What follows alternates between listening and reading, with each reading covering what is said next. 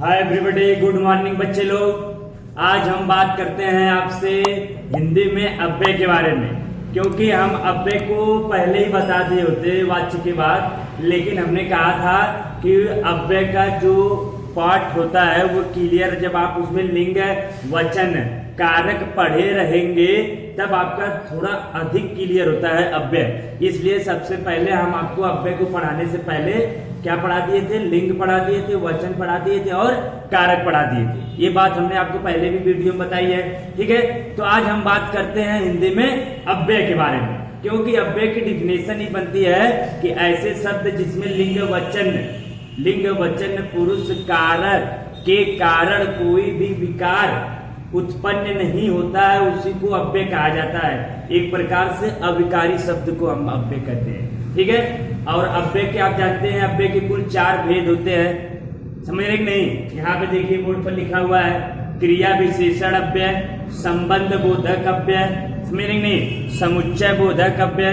तो एक एक पार्ट को हम पढ़ते रहेंगे, उठाएंगे, एक एक पार्ट का विखंडन कई भागों में किया जाएगा प्यारे बच्चे। आइए जैसे बोर्ड पर देखते हैं, हम लोग आज हिंदी में बात करते हैं किस पर? हिंदी में आज हम लोग बच्चा अव्यय के बारे में पढ़ रहे हैं। किसके बारे में? अव्यय के बारे में। अव्यय के बारे में पढ़ रहे हैं, यहाँ आप देख सकते हैं अव्यय के बारे में पढ़ रहे हैं, ठीक है। अव्यय के स्टार पॉइंट बना दिया जाता है समझने के लिए। इसकी जो डिफिनेशन होगी प्यारे बच्चे, ऐसे शब्द जिनमें लिंग वचन पुरुष, यहाँ पे अल्प विराम का चिन्ह लग जाएगा, लिंग वचन पुरुष कारक आदि के कारण कोई विकार नहीं होता है। विकार मतलब परिवर्तन नहीं होता। क्या? परिवर्तन। विकार मतलब क्या होता है?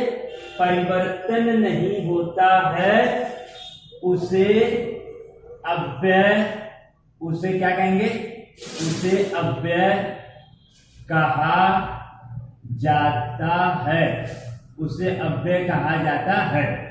ये पॉइंट क्लियर हो गया आपका कि अव्यय का जो डिफिनेशन है क्या है। हम पहले ही बोले थे बच्चा लोग, लिंग वचन पुरुष कारक। ये बात हम आपको पढ़ाए हैं, लिंग पढ़ाए हैं, वचन पढ़ाए हैं, पुरुष पढ़ाए हैं, कारक आदि के कारण कोई विकार का मतलब परिवर्तन नहीं होता है, उससे को हम क्या कहेंगे? अव्यय कहेंगे, ठीक प्यारे बच्चे। इनके 4 भेद बोर्ड पर देखते हैं। अव्यय के देखिए यहाँ पे अव्यय के 4 भेद होते हैं। अव्यय के कुल कितने भेद बताए गए हैं? 4 भेद। पहला आपका देखिए क्रिया विशेषण अव्यय, पहला क्रिया विशेषण अव्यय है। पॉइंट नंबर 2 देखिए संबंध बोधक अव्यय, संबंध बोधक अव्यय। पॉइंट नंबर 3 आप देखेंगे प्यारे बच्चे समुच्चय बोधक अव्यय, समुच्चय बोधक अव्यय। पॉइंट नंबर आपका लास्ट 4 विस्मयादि बोधक अव्यय। अब प्यारे बच्चे एक बात आपको और बता दें, क्रिया विशेषण अव्यय जब आप पढ़ेंगे तो क्रिया विशेषण अव्यय की कई पार्ट हैं, समझेंगे नहीं? जो है कि जैसे हम कह सकते हैं इसमें दिशावाचक आता है, कालवाचक आता है, बारंबारता आते हैं, यानी एक एक पॉइंट को हम विखंडित करके कई भागों में डिवाइड करते हुए आगे बढ़ेंगे, ठीक है। तो अब हम बात करते हैं किस पर? देखते हैं, हम लोग बात कर रहे थे पहले की पॉइंट नंबर 1, इसकी बात कर रहे थे क्रिया विशेषण अव्यय, यानी क्रिया विशेषण अव्यय की बात हो रही थी, क्योंकि अव्यय का एक पार्ट है। तो क्रिया विशेषण अव्यय की जो डिफिनेशन बनेगी वो क्या बनेगी? जो शब्द क्रिया की विशेषता, जो शब्द क्रिया की विशेषता बतलाते हैं, विशेषता यहाँ पे देखिएगा अंडरलाइन कर देते हैं, विशेषता बतलाते हैं, उसे हम क्या कहेंगे? क्रिया विशेषण अव्यय कहा जाता है। उसे क्रिया विशेषण अव्यय हम कहते हैं, ठीक है। उसे क्या कहते हैं? क्रिया विशेषण अव्यय। यानी कि जो शब्द यहाँ देखिएगा, जो शब्द क्रिया की विशेषता बतलाते हैं उन्हें हम क्या कहते हैं? क्रिया विशेषण अव्यय कहते हैं या क्रिया विशेषण अव्यय कहा जाता है। और क्रिया विशेषण जो अर्थ के आधार पे है प्यारे बच्चे, वो अर्थ के आधार पे ये 4 भेद होते हैं इसके, यानी कि अर्थ के आधार पे ये 4 प्रकार के होते हैं। अभी तो अव्यय के 4 भेद आप पढ़ेंगे, अभी अव्यय के 4 भेद में पॉइंट नंबर 1 की बात हो रही है क्रिया विशेषण अव्यय की। अब क्रिया विशेषण अव्यय के 4 भेद हैं, जिसमें आपका पहला पॉइंट यहाँ पे दिया गया अर्थ के आधार पे क्रिया के भेद। पहला है स्थानवाचक क्रिया विशेषण, फिर उसी प्रकार से कालवाचक आएगा, मेरे नहीं परिमाणवाचक आएगा। तो उनके भी अपने आप में भेद होते हैं, 2 प्रकार, 3 प्रकार, 4 प्रकार, निम्न प्रकार से। ठीक है, तो हम पूरी बात आपको बता रहे हैं ताकि पूरी बात आपकी क्लियर हो। अव्यय क्यों पढ़ते हैं बच्चे, क्योंकि उसमें बहुत से पैटर्न है और एक्सचेंज करके क्वेश्चन यहाँ से बनते हैं। आइए बोर्ड पर देखते हैं, यहाँ पे नोट देखिए, आपके सामने नोट लिख दिया गया है। नोट तो अर्थ के आधार पर क्रिया विशेषण अव्यय के यहाँ देखिए 4 भेद होता है। अर्थ के आधार पर कितने भेद होते हैं? 4 भेद होते हैं। ये देखिए पहला पॉइंट है, ये अर्थ के आधार पर यानी क्रिया विशेषण का पहला पॉइंट है प्यारे बच्चे, समझे नहीं? स्थानवाचक क्रिया विशेषण, पहला पॉइंट क्या है? स्थानवाचक क्रिया विशेषण। स्थानवाचक क्रिया विशेषण में आप देखिए इसके भी 2 भेद होते हैं। इसके भी क्या भेद होते हैं? यहाँ देखिए 2 भेद होते हैं। पहला पॉइंट नंबर 1 रोमन अंक का बनता है और पॉइंट नंबर 2 रोमन अंक का। पहला है स्थितिवाचक क्रिया विशेषण, यानी स्थितिवाचक का मतलब जहां से हमें स्थिति का पता चले, स्थिति का बोध हो। जैसे यहाँ पे देखिए, यहाँ, वहां, भीतर, बाहर, यहाँ पे कामा लगा रहेगा, अल्पविराम जिसे कहते हैं, आदि सब, समझ रहे नहीं? यानी हम कह सकते हैं यहाँ, वहां, भीतर, बाहर। ये जो शब्द है प्यारे बच्चे, ये क्या है? स्थितिवाचक के अंतर्गत आते हैं। सवाल बनते हैं कि अगर पूछ दिया कि भीतर शब्द है, बताइए क्या है? स्थितिवाचक है कि कालवाचक है कि दिशावाचक है कि परिमाणवाचक है? तो आप देखते हैं स्थितिवाचक के अंतर्गत आ रहा है कि नहीं, तो आपका आंसर स्थितिवाचक हो जाएगा। इसलिए आप बात को समझिए। आइए पॉइंट नंबर 2 की बात करते हैं। दिशावाचक क्रिया विशेषण, यानी कि जो दिशाओं का बोध कराएगा तो उसे हम दिशावाचक क्रिया विशेषण कहते हैं। जैसे आप देख सकते हैं, इधर कामा, उधर कामा, दाया कामा, बाया आदि, समझे नहीं? यानी कि हम कह सकते हैं कि जो दिशाओं पर, यानी दिशावाचक क्रिया विशेषण कब होगा? जब हमें दिशा के बारे में जानकारी मिलेगी तब हम कहेंगे दिशावाचक क्रिया विशेषण होता है। और दिशावाचक क्रिया विशेषण और स्थितिवाचक क्रिया विशेषण किसके दोनों भेद हैं? तो आपको बता दें किसके हैं, यहाँ पे देखिएगा, स्थानवाचक क्रिया विशेषण के भेद हैं। ठीक है प्यारे बच्चे, अब हम पॉइंट नंबर 2 की बात करते हैं। आइए बोर्ड पर देखते हैं, पॉइंट नंबर 2 की बात हम करेंगे। ठीक है, पॉइंट नंबर 1 हो चुका है, पॉइंट नंबर 2 की बात होगी, फिर उसके बाद पॉइंट 3 और पॉइंट 4। यानी कि ये जो हो रहा है पॉइंट 1, पॉइंट 2, पॉइंट 3, ये क्रिया विशेषण अव्यय का है। आप ये मत समझिएगा कि अव्यय के भेद है। अव्यय के भेद 4 होते हैं, जिसमें क्रिया विशेषण अव्यय के ये सारा पैटर्न आपको चल रहा है, समझ रहे कि नहीं? आइए देखते हैं पहला, दूसरा क्या है? तो 2 नंबर पे आइए देखते हैं, कालवाचक क्रिया विशेषण अव्यय, यानी कि कालवाचक, काल का मतलब आप जानते हैं क्या होता है? समय, यानी टाइम, अवधि जिसको कहा जाता है। अब ये कालवाचक क्रिया विशेषण के बच्चे कितने भेद हैं? 3 भेद होते हैं। पहला वाला पॉइंट आपका बनता है समयवाचक क्रिया विशेषण, यानी कि समय का बोध कराएगा जहां पर, वहां पर समयवाचक क्रिया विशेषण होगा। जहां पर कालवाचक यानी काल का बोध कराएगा वहां पर कालवाचक क्रिया विशेषण होगा। जहां पर अवधि का बोध होगा हमें, वहां पर अवधिवाचक क्रिया विशेषण होगा। ये पॉइंट क्लियर रहनी चाहिए कि कब कौन सा विशेषण हो रहा है, क्योंकि आपको ज्ञान होने चाहिए कि कौन से विशेषण के अंतर्गत कौन सा पॉइंट को रख रहे हैं हम। ठीक है, तो आइए पॉइंट नंबर 2 देखते हैं। जैसे यहाँ देखिए, आज कामा, कल कामा, अभी कामा, तुरंत आदि। यहाँ पे देख सकते हैं ये शब्द जो रखा गया है, आज रखा गया है, कल रखा गया है, अभी, तुरंत। ये सब किसमें है? समयवाचक क्रिया विशेषण के अंतर्गत प्यारे बच्चे इसको हम रख रहे हैं। अब पॉइंट नंबर रोमन अंक में देखिए 2, यानी दूसरे का 2 नंबर देखेंगे। अवधि क्या है ये देखिए, अवधिवाचक क्रिया विशेषण।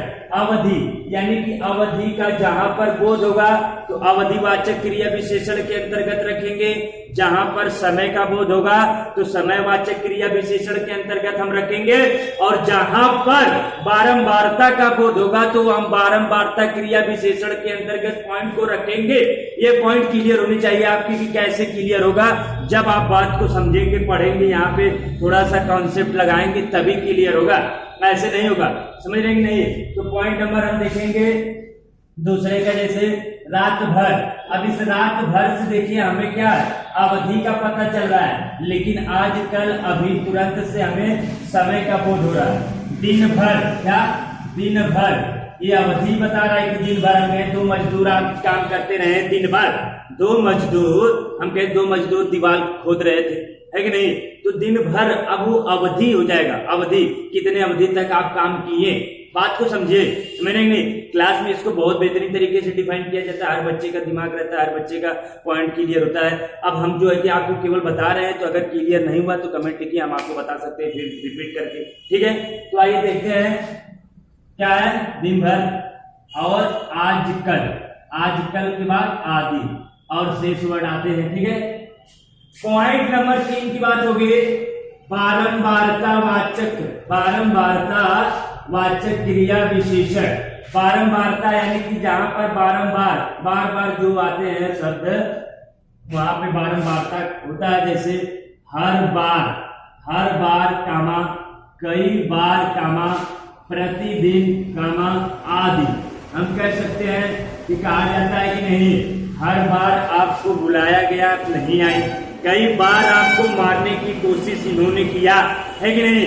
तो ये सेंटेंस आप बना सकते हैं। तो ये जो है प्यारे बच्चे, ये बारंबारता के अंतर्गत आ रहा है, ठीक है? ये पॉइंट आपकी क्लियर होना चाहिए। जैसे सवाल अगर आप बच्चे देखिएगा, ध्यान दीजिएगा, अगर सवाल बन गया कि दिन भर बताइए क्या है, समयवाचक क्रिया विशेषण है, अवधिवाचक क्रिया विशेषण है, बारंबारता वाचक क्रिया विशेषण है, इनमें से कोई नहीं, तो आपका सवाल का जवाब जो ऑप्शन बने हैं, इन ऑप्शन के बारे में जानकारी कब होगी? जब आप इसको पढ़ेंगे तब होगी। जब इसको नहीं पढ़ेंगे तो नहीं होगा जानकारी। जब जानकारी नहीं होगी तो आंसर आपका राइट नहीं होगा। समझ रहे कि नहीं? तो आइए हम बोर्ड पर देखते हैं।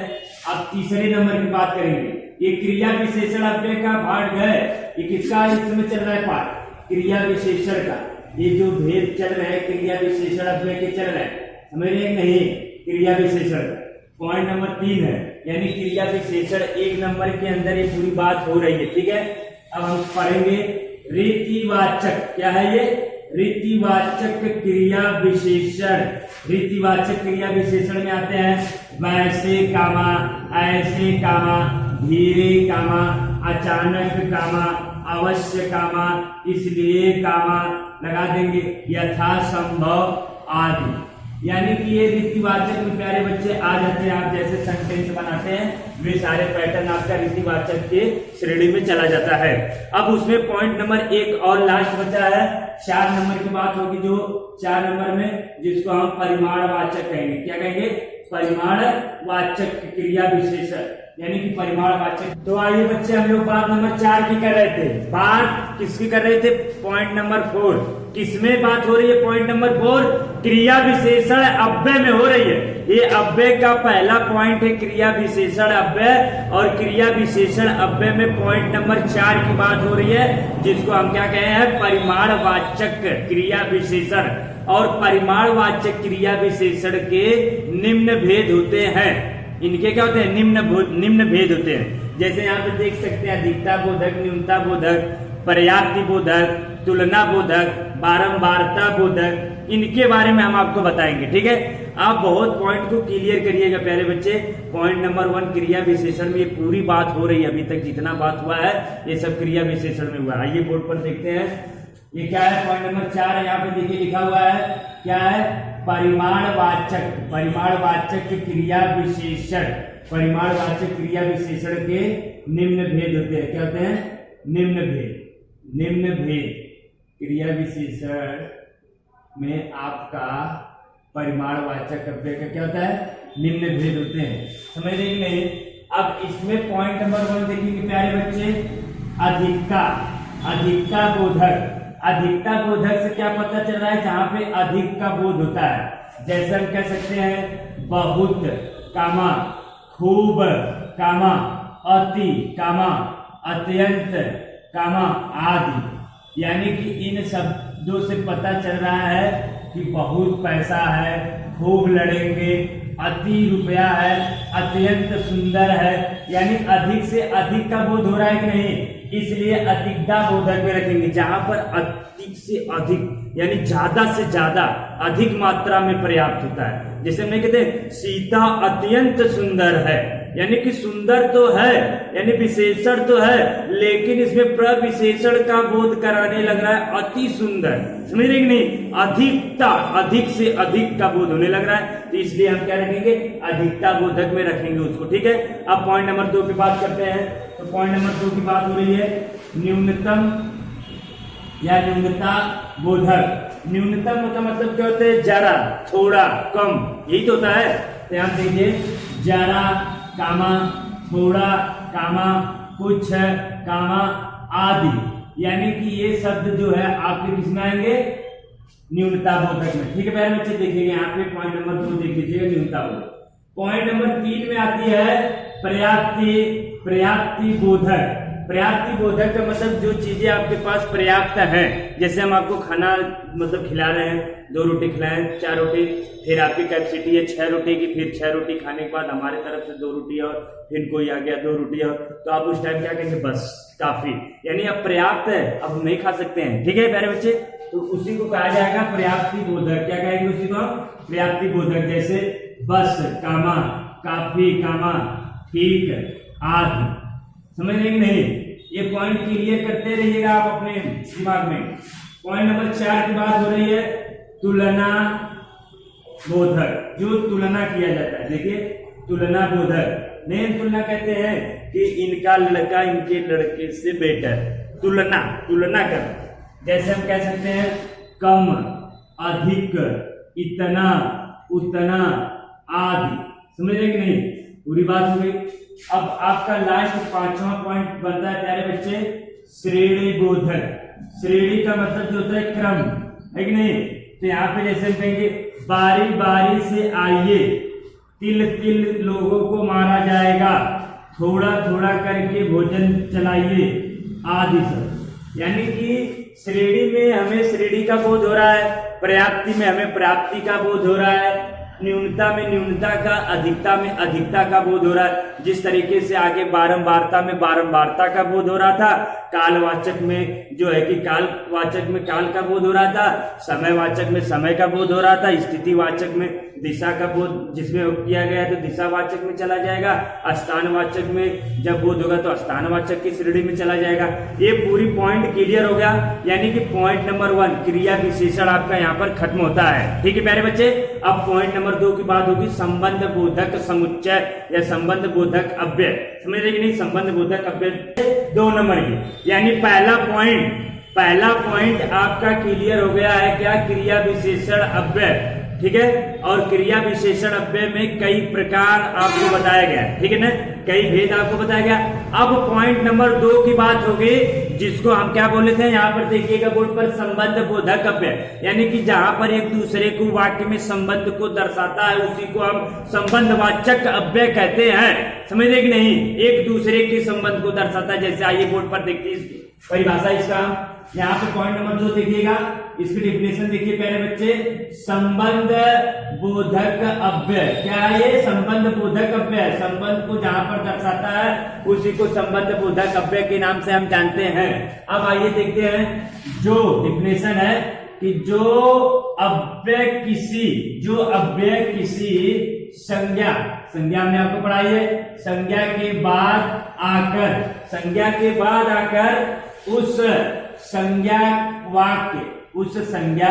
वाक्य के दूसरे पद से, पद आपको बताया अगले वीडियो में कि पद क्या है, वाक्य क्या है, शब्द क्या है, अक्षर या वर्ड क्या है। अभी कल बताया गया था व्याकरण के अंग, व्याकरण के अंग वाले वीडियो आप देखेंगे तो वहां पे क्लियर हो जाएगा, एक एक पॉइंट को देखिए। ठीक है, पद से दिखाते हैं उसे ही हम क्या कहते हैं, संबंध बोधक अव्यय। उसे हम क्या कहेंगे, संबंध बोधक अव्यय कहा जाता है। ठीक है प्यारे बच्चे, संबंध बोधक अव्यय उसे ही हम कहते हैं। यहां तक क्लियर हो गया पॉइंट आपका। अब पॉइंट नंबर एग्जांपल में आप देखेंगे तो एग्जांपल में प्यारे बच्चे देखिए, जैसे पहला एग्जांपल आपके सामने रखा हुआ है, वह दिन भर काम करता रहा, वह दिन भर काम करता रहा। तो यहाँ पे देखिए संबंध बोधक अव्यय है, तो कौन सा ऐसा वाक्य है इस वाक्य में, ये क्या है, वाक्य हो गया ना ये पूरा, ये इस वाक्य में आपको उस पद को या उस संज्ञा को निकालना है जो संबंध को दर्शाता है।